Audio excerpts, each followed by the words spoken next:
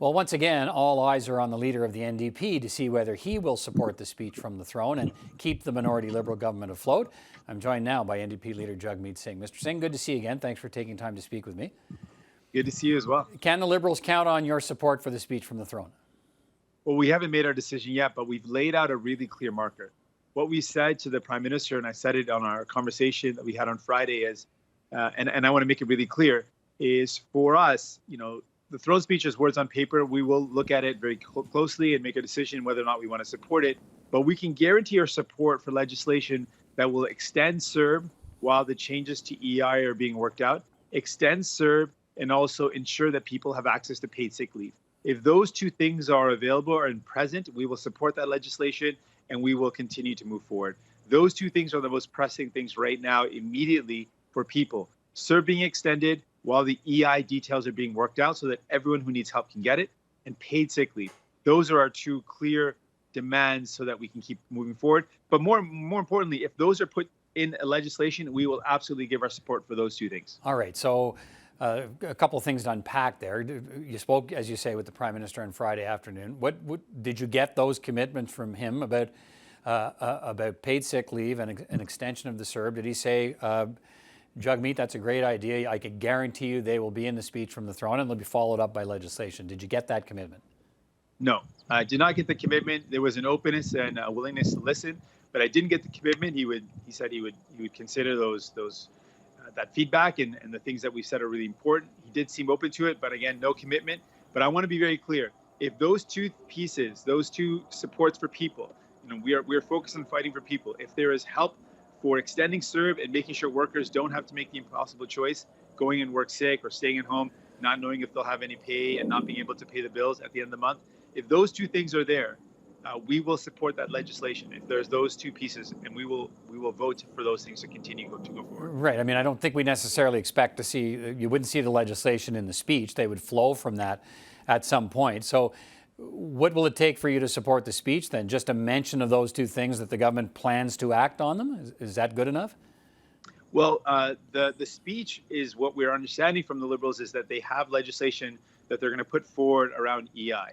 And the changes that they're proposing to EI are going to give people $1,600 instead of $2,000. Right. Those who can't go back to work, those whose their sectors or their workplaces are still shut down and cannot work are going to get $400 less.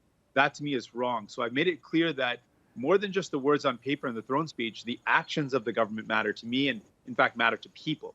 And so what we're saying is instead of putting forward that legislation, if the government withdraws that, instead puts forward at the same time legislation around extending CERB and getting paid sick leave, then that would be an indication that the government's actually willing to work for people and support our vision of helping those who are in need.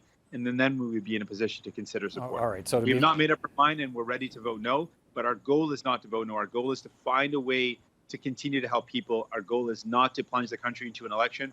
Our goal is to fight for people, but I'm willing to go to an election if that is what it takes. It is not my goal. Okay, so to be very clear, those two things need to be they need to be spoken about and promised in the speech from the throne and followed up with legislation. And so they're not there. You're prepared to vote against the government.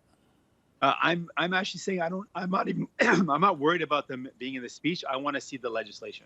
The Liberals can propose the same way they leaked out and proposed their changes to EI. They can put out in the public realm that they are going to move ahead with an extension of CERB and table legislation right after the throne speech. Right. That to me is the test, is that whether they are actually going to put forward the changes that people need so that we can get help to people who cannot go back to work. Right. So what you're saying, but that certainly leaves the door open for them to make sort of broad references to those two issues.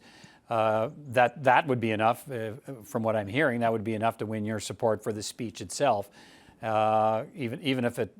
I mean, I want to be clear here. Do you think that, so in their speech, they need to see legislation, they need to say legislation will be coming forward in the coming days on these two issues to do the things you say you want?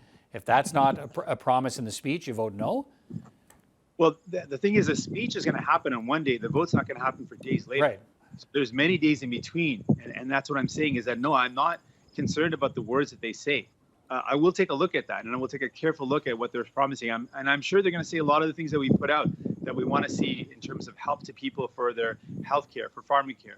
I know that they're going to say things around making sure we invest in people. But again, their words are kind of meaningless. They've said the same things in past throne speeches. So I'm not focused on the words they say. The words they say, frankly, to me are kind of meaningless. They've said a lot of promises in the past throne speech and have done nothing on those things. Pharmacare, dental care. They talked about cell phone and internet charges being too expensive, like I asked them to do. But they didn't do anything about it. So I frankly am giving very little weight to the words they say. I want to see their actions. So no, it's not going to be good enough if they say it in the throne speech.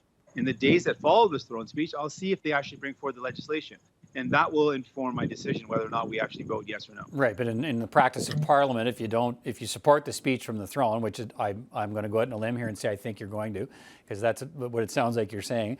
Let's be very clear. I'm not saying that at all. All right, but then you want to wait to see if there's legislation that's put forward after the throne speech when they have an opportunity to do so, and that to me is going to back up whether the words they say are actually meaningful or not. If they don't put forward that legislation, then I could care less what they say in the throne speech. That means that they're on one hand willing to hurt people by cutting the help that goes to people who can't go back to work, those who can't go back to their jobs. They're willing to cut that support by $400, and they're saying on the other hand they're going to do these great things. That to me is going to show that the throne speech is meaningless if they don't actually bring forward the legislation. Right. So I can make it very clear. Does that mean the next stop? We see help for people with that cannot go back to work.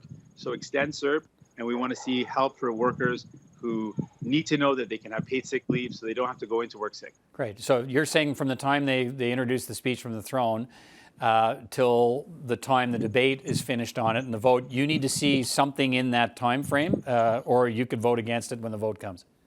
Absolutely. Okay. All right. Listen, thanks very much for your time. We'll cross paths when you're back here in Ottawa, and it's going to be a busy session ahead. Jagmeet Singh, as always, thanks for your time today. Thank you so much, sir.